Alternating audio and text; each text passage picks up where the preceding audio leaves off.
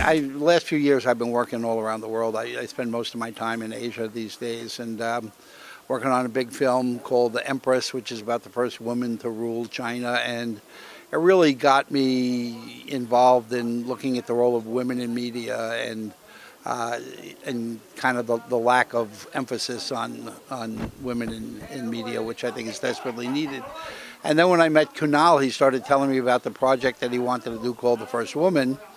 And I realized that while his mission was incredibly noble, he needed someone on his side that could, make it not just noble, but make it interesting. And that's one of the things I'm good at, is being able to take literally any subject and give it kind of broad appeal across people, not just in the U.S., but across the world. And so I decided to get involved with him. And on the First Woman project, I'm the creative advisor to it, and I'm really looking forward to it. It should be a really fun and worthwhile project.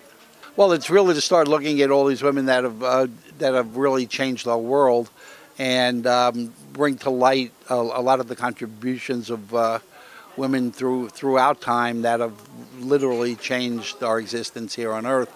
And and then not just the ones that have, but also then look at the ones that will.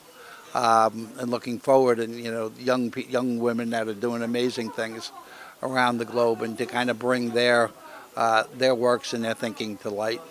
Well, it'll take about a year to get it going. It's going to be a TV series, and you'll probably see it in 2021, hit the screens, and most probably it'll go on a digital network, so it could go around the world and stuff, because it really is meant for a world audience.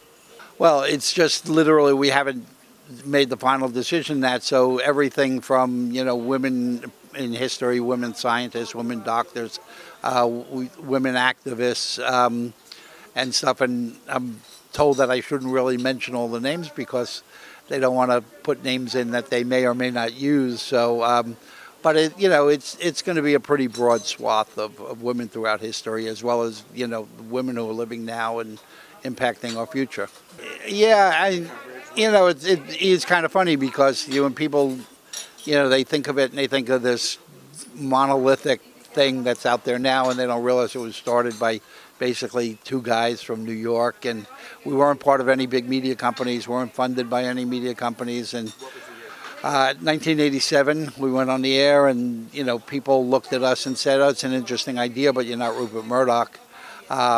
So you can't start a TV network." And Al and I just weren't smart enough to listen, so we raised a little bit of money. And what really, it was the lack of money and the lack of funding that made E as different as it was, because it was very, very pirate. The first time we ever covered the Academy Awards, we couldn't get press credentials. We climbed over the fence and snuck in. But it was that genuineness, and it was those kind of things that made us realize that what people were looking for was this genuine experience, looking at it from the inside. So when you think of the early shows, Talk Soup and Howard Stern and E! Hollywood True Stories, they really were, very pirate in their way, and they didn't take Hollywood seriously. It was like we weren't trying to, do rocket science or anything like that. They were just meant to be fun, go home and, lay back and enjoy kind of things. So it was a great experience. As soon as it went on the air,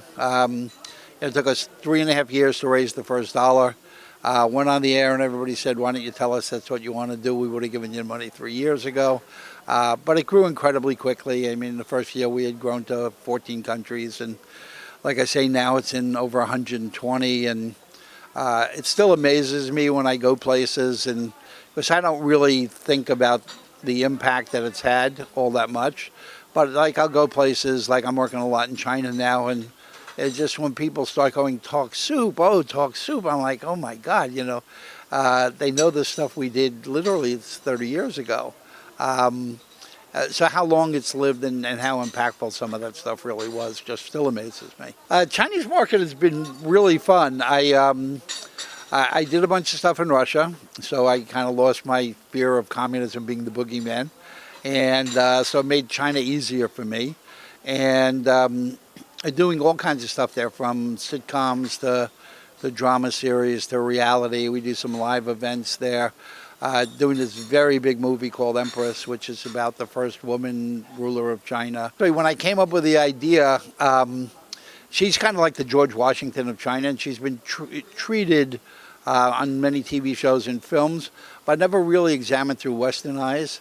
So I thought that would be the most interesting. So 4 years ago, I decided I wanted to do, this movie with all ethnically Chinese actors and actresses, American-born Chinese, Canadian-born Chinese, but do it in English, so that it would be accessible to a worldwide audience. People don't pay attention to subtitles. And when I told people about it, they said, Larry, once again, you've lost your mind.